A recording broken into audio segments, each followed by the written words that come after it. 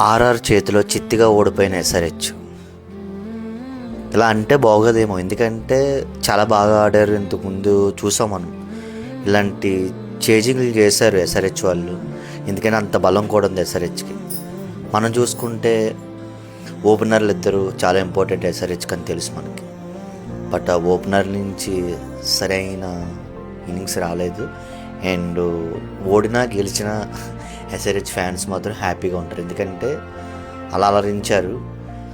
And ఎందుకో ఇషాన్ కిషన్ కొంచెంసేపు ఉంటే బాగుండేదేమో అనిపించింది. ఎనీవే నెక్స్ట్ ఇయర్లో చూసుకుందాం. అండ్ బట్ ఆర్ఆర్కి అయితే మాత్రం కంగ్రాచులేషన్స్. అండ్ జీటీతో ఆడతారు. జీటీతో ఆడిన తర్వాత ఎవరైతే ఫైనల్కి వెళ్తారో చూద్దాం. అండ్ ఆర్సీబీ అయితే ఫైనల్కి వెళ్ళిపోయిందని తెలుసు కదా. అండ్ ఆర్సీబీని ఎవరిని ఢీ కొడతారో చూద్దాం.